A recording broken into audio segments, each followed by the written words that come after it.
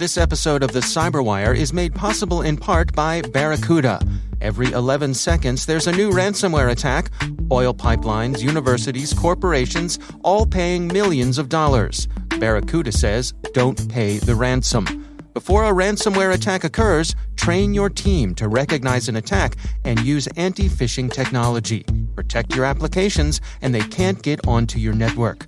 Simple backup and restore solutions quickly recover your data without paying the ransom. Build your ransomware protection plan now. Go to barracuda.com/cyberwire. That's barracuda.com/cyberwire.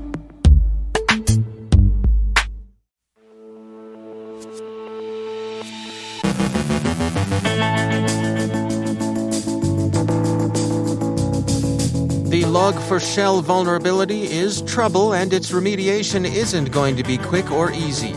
In India, Prime Minister Modi's Twitter account was hijacked. Official Brazilian COVID vaccination databases are stolen and rendered unavailable. Extortionists claim to have taken sensitive proprietary R&D information from Volvo. Phishing sites appear and vanish in a matter of hours. Rick the Toolman Howard expands his cast of characters. Robert M. Lee from Dragos shines a light on solar storms and risk management. And sentence is passed in a case related to the Kelehos botnet.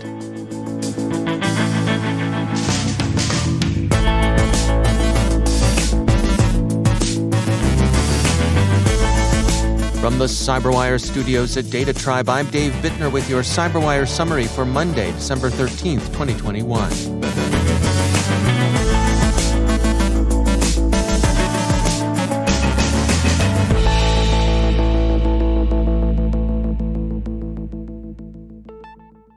Organizations and security agencies have spent the weekend grappling with a vulnerability that's proved to have wide-ranging implications. At the end of last week, a vulnerability in the Java Log4j library was disclosed, now generally being called Log4shell, a vulnerability in Apache's Log4j library that's formally tracked as CVE 2021-44228. The effects are serious, widespread, and difficult to mitigate. NIST describes the problem as an attacker who can control log messages or log message parameters can execute arbitrary code loaded from LDAP servers when message lookup substitution is enabled. The problem lies in the lookup function, security firm Sophos explains. Apache describes the function and how it might be exploited in its logging services blog. The vulnerability could give attackers a means of controlling a server, executing whatever code they might choose to execute. In its useful overview of how exploitation works, security firm Sygenta credits researchers at Alibaba with discovering the flaw in November and then responsibly disclosing it to Apache. That's why upgrades to Log4j were out by the time the vulnerability was disclosed last week. The Wall Street Journal compares Log4shell in scope and risk to 2014's Heartbleed vulnerability, and it's probably an apt comparison. Log4shell has by now moved beyond the proof of concept stage and is being actively exploited in the wild. Widespread exploitation appears to have begun only after the vulnerability was publicly disclosed, but researchers at both Cloudflare and Cisco Talos say they saw signs of an exploit in the wild some 9 days before the disclosure. It was minor and not widespread, but someone was on to the vulnerability before proofs of concept were out. Since the disclosure last week, white hats have developed proofs of concept and black hats have weaponized the vulnerability and used their exploits in the wild. So, exploitation of what amounts to a software supply chain issue isn't unified or systematic, the work of any single threat actor, but is rather distributed and opportunistic. All of the Five Eyes have issued warnings about Log4shell, as have other allied cybersecurity services. Their advice is consistent, the flaw is serious, and enterprises should take immediate steps to mitigate their risk. Cybersecurity and Infrastructure Security Agency Director Jen Easterly on Saturday wrote, in part, quote, "This vulnerability, which is being widely exploited by a growing set of threat actors, presents an urgent challenge to network defenders given its broad use. End users will be reliant on their vendors, and the vendor community must immediately identify, mitigate, and patch the wide array of products using this software. Vendors should also be communicating with their customers to ensure end users know that their product contains this vulnerability and should prioritize software updates." End quote. Britain's National Cybersecurity Center warns that it's detecting active scanning for the vulnerability and singles out 5 Apache frameworks as particularly at risk: Apache Struts 2, Apache Solar, Apache Druid, Apache Flink, and Apache Swift. The Australian Cybersecurity Center tells affected organizations that it's standing by and available to render assistance. The Canadian Centre for Cybersecurity urges immediate patching, and a number of Canadian government sites are taken offline. The reaction was especially quick and thorough in Quebec, where the province's Ministry for Government Digital Transformation has, according to CBC, shut down almost 4,000 websites as a precautionary measure. The responsible minister, Eric Kerr, explained the decision, saying, "We were facing a threat with a critical level of 10 out of 10. According to the new protocols by the head of Government Information Security, that rating automatically calls for the closure of the targeted systems." CERT-NZ in New Zealand is also urging their users to protect themselves. Germany's BSI, in its alert, emphasizes both the severity of the risk and prospect of remote code execution. The BSI rates the risk red, that is, of the highest severity. France's CERT-FR warns that the issue is already undergoing exploitation in the wild and urges users to upgrade to the latest version of Log4j as soon as possible. The Swiss Government Computer Emergency Response Team, like the NCSC, offers advice on what to do when patching is impossible or impractical. It adds a list of indicators of compromise, and it also has a clear description of the exploitation kill chain that defenders will find useful. And the Netherlands NCSC has posted a comprehensive list of affected software. The Cyberwire has a summary of the vulnerability and how organizations are responding to it on our website. Elsewhere in cyberspace, the usual crimes, vandalism, and larceny, both petty and grand, continue. Indian authorities are investigating the hijacking of Prime Minister Modi's Twitter account, the Wall Street Journal reports. The motive appears to have been relatively frivolous. The attackers tweeted, obviously falsely, that India had declared Bitcoin its official currency. India has, in fact, been considering imposing some stringent regulations on the trading and use of altcoin generally.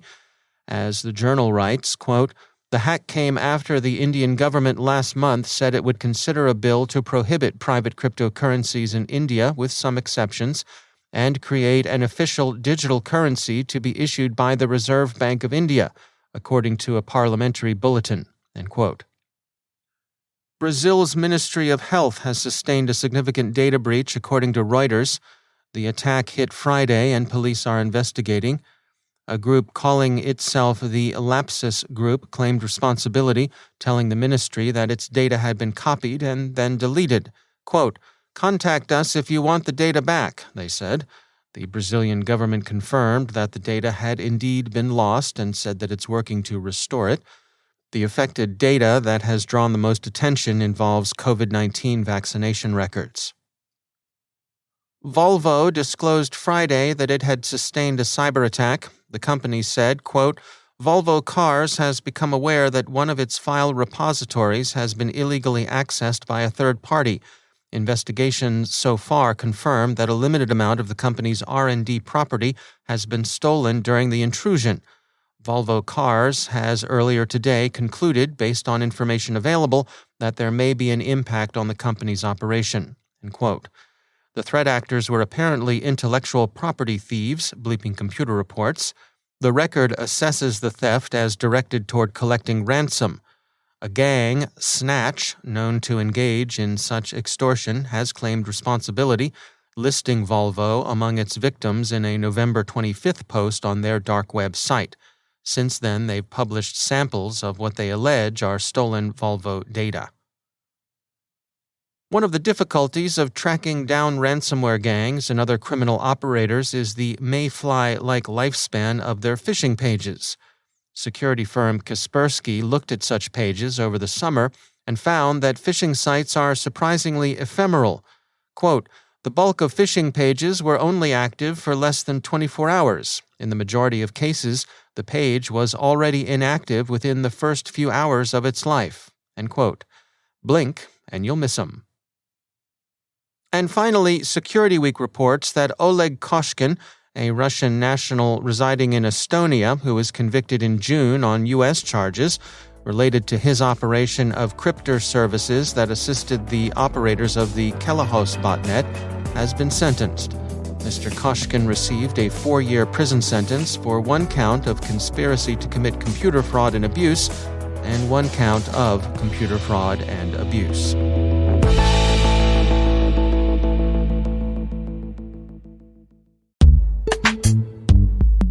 And now, a word from our sponsor, Verizon.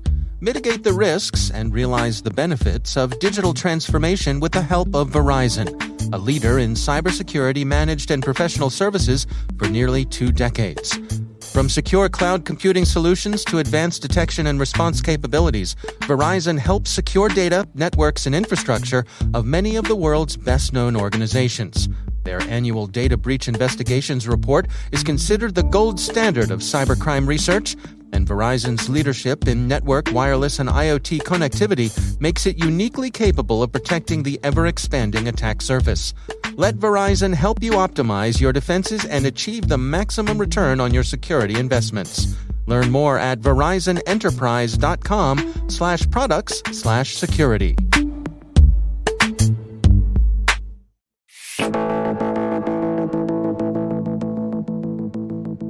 And it's always my pleasure to welcome back to the show the Cyberwire's own Chief Security Officer and Chief Analyst, Rick Howard. Rick, great to have you back. Hey, Dave.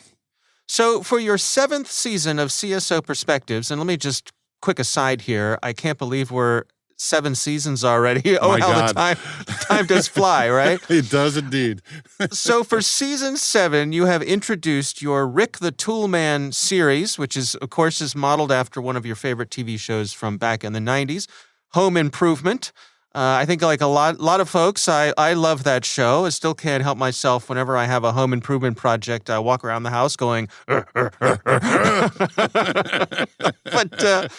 since you started it, I know I've wondered, along with a lot of our listeners, who your sidekick was going to be. I mean, after all, on the Tim the Toolman show, he had Al Borland. He did. So are you going to designate an official sidekick like they did on Home Improvement? Well, it's funny you mention that, Dave, because you're not alone. The CSO Perspectives mailroom was flooded with that question and a gaggle of suggestions about who it should be. So we're not the only ones. That's kind of nice. Okay. So if that kind of esoteric TV trivia from the 90s is your thing, download the last episode of the season and find out who it is.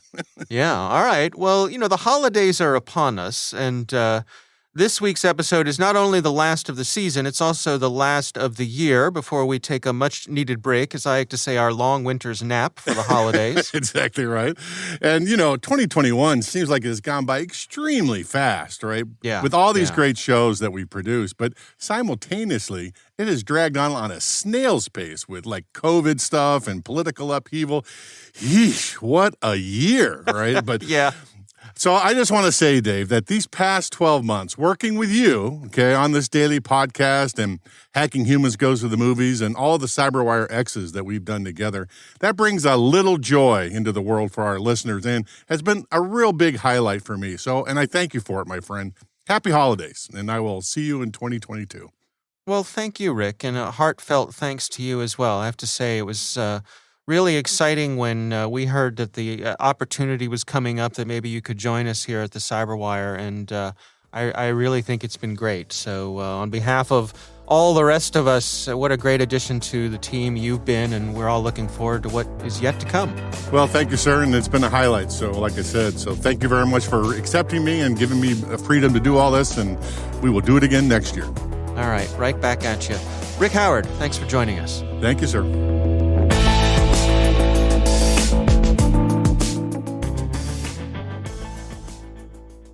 Today, I want to reach out to those members of our audience who are students or serve in the military. Did you know that the Cyberwire has special Cyberwire Pro subscription offers just for you? Well, you do now. Because of your student or military status, that's active or reserve military status, you are able to subscribe to Cyberwire Pro or Cyberwire Pro Plus at a significant discount. That means you can unlock access to our focus briefings, exclusive podcasts, quarterly analyst calls, premium articles, and much more. To learn more, visit thecyberwire.com/pro and click on the Contact Us button in the academic or government and military box. That's cyberwire.com/pro, and then click Contact Us in the box that applies to you, and we'll hook you up.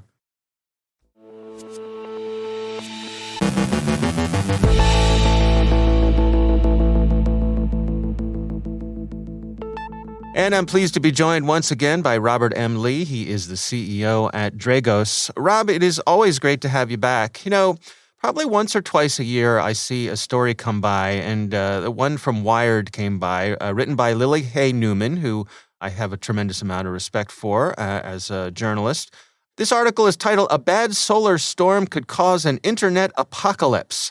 You know, these come by once or twice a year, and I just wanted to sort of check in with you to calibrate how big a deal is something like this. I think Lily did a great job on the article for my 2 cents and whatever it's worth, where it was very measured. And usually what turns me off about the EMP-style discussions is the sheer lunacy of how they're presented. You know, like it's not about solar storms, it's about North Korea launching a missile, but they're going to drop it just a little bit above, but they won't actually take out the capital. They just want to take out the internets, and oh gosh, calm down. But there's always some of that. But I think the article is well presented in the sense that it talks about there is risk from high altitude impact. There's from storms essentially creating EMP-like results across infrastructure, and it accurately captured that the electric system in the United States, which is usually the focus of these articles, has actually put a lot of research, development, preparation, et cetera. It will never be enough for the people who believe this is the existential crisis. But over the last decade, they've done a significant amount of work. And I like that the article talked about that there's not a lot of available data. So it's not as if people are ignoring a problem. You don't even know if what you're doing is addressing the problem just because of the lack of insights and data on this, but we're doing something and we're trying to be proactive. I think that's really sharp. The open-ended question is as it related to undersea internet cables. And I think that's a perfectly valid discussion where the electric sector has done a lot to be ready for these types of events. Maybe ISPs and sort of the transatlantic internet fiber and cable has not. And again, it goes back to what can we invest to make it sort of a risk reduction that's appropriate with actually having some validation that it's going to work. And I think that's where most people get hung up. So long story short, I don't think there's many serious people that debate the efficacy of the risk and say that, yeah, there's some risk there as it relates to storms and solar projections and so forth. But I do think most people struggle, myself included, with, well, what do you want me to do against a risk without understanding what I'm going to get in return? And you could just waste a lot of resources by looking like you're doing something. I think it's an interesting case study, though, I mean, in risk management, where you have something like this that historically we know has happened, but seems to be unusual, and yet could be a major event if it did happen. So dialing all of that in, your mitigations against something that has those particular aspects, seems to me like it could be quite challenging. Yeah, absolutely. I think we've all had a master's level course over the last couple of years that people suck at risk management, right? So like it's like it's not that we're just great at this. And we all need to be prepared for black swan events and once in 100, 200 year events. And you got to be prepared for it anyways. And I think we've seen, especially relating to weather and climate and sometimes even cyber, where you're seeing, oh, that's a very unlikely thing to happen once in 100 years. And it happens like 4 times in like 5 years. And you're like, oh man, this is okay. Maybe our calculations are off. 1,000-year floods, right? Yeah, exactly. But when you're talking about winterizing an electric system in Texas, and you're saying, yeah, it's a once in 100-year storm, but we know how to do it and we know that we'd be better off. that is a good conversation to have. And it's like, you know what, we need to invest in this. And the climate is unpredictable these days. And we can't have people dying in their homes because we didn't charge, an uplift on the rate to be able to go winterize an electric system. So there's some of those things that make sense. Again, with these kind of discussions, though, I think where people lose traction is, what would you like me to do about it, so much so that I know it's actually going to return value? And if it's hey, we don't know when this is going to happen, we don't know what the impact is going to be, and it's extraordinarily rare, and we don't know how to fix it, you combine all of those factors together, then people start turning off. And I think what some of the proponents of it sometimes lose out on is that last piece of, it's not that people are not seeing the problem that they're seeing, it's that they don't see the resolution. And I think every time you and I do an EMP-related segment, people emailing me for a week at least after. I'm like, you don't understand, Rob, and the missiles. Yeah. And like, I get it. I really do understand the science behind it. I'm just saying we don't know how to solve it. So and then you ask, like, well, how much do you think would be required to put a dent in the problem? And it's like, we need $300 billion to start. And it's like, what? That is not an early investment. Right, but so I guess part of what I'm puzzling through in my mind here is, to what degree do you fund prevention, and what degree do you fund cleaning up the mess afterwards? In other words, do we prevent the lights going out, or do we help people whose lights have gone out after the fact?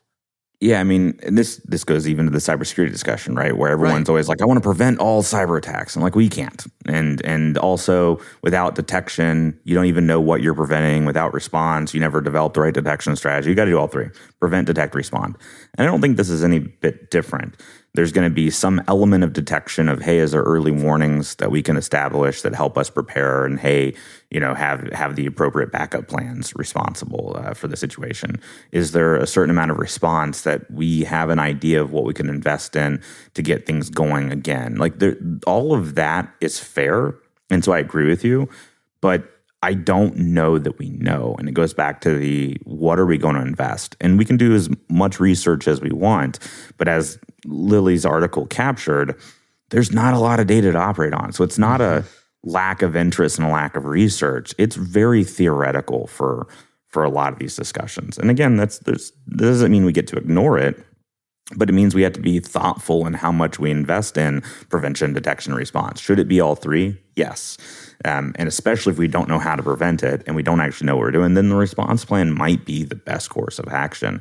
But if we don't know what we're preventing, then I don't know that we're going to know how to respond to it either. So we got to be thoughtful in that. And then we got to look at the other things that we could be using those resources for. Winterizing the electric system as an example, or redundant pathways as it relates to internet infrastructure, which are going to be useful in a lot of situations. And maybe they benefit this situation, maybe they don't.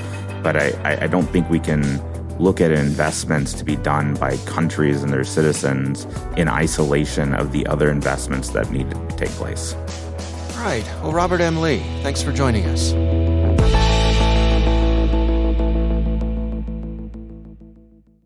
Thanks to all of our sponsors for making the Cyberwire possible, especially our supporting sponsor, Inky. Catch fish before they breach your network with Inky's innovative technology that integrates with existing security. See how at inky.com.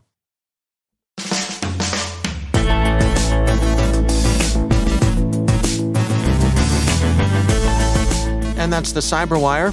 For links to all of today's stories, check out our daily briefing at thecyberwire.com.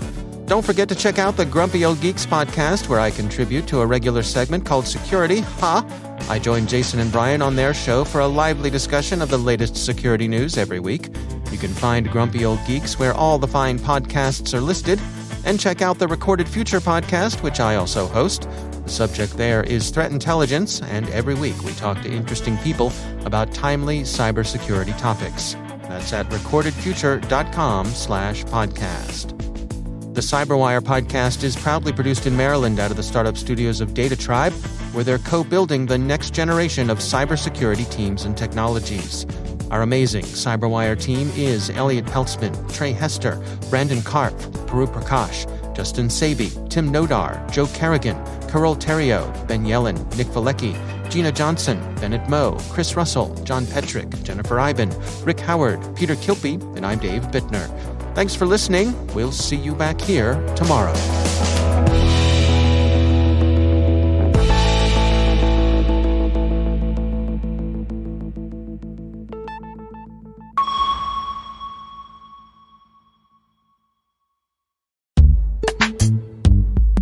And now, a word from our sponsor, Insights, a Rapid7 company. Threat intelligence can benefit all organizations by proactively defending against threats before they become cyber attacks. Insights, now a member of the Rapid7 family, is offering a free, personalized company threat intelligence report to help you manage the risk in today's cybersecurity landscape. Within minutes and using only your company's domain, Insights' proprietary tools find potential external threats, including phishing attacks and dark web mentions targeting your organization. To download your free threat intelligence report, go to insights.com/cyberwire. Insights allows any security operations team, regardless of size or capability maturity, to expand identification, speed remediation, and automate threat mitigation across its extended attack surface. Again, that's insights.com/cyberwire to download your company's free threat report. And we thank Insights, a Rapid7 company, for sponsoring our show.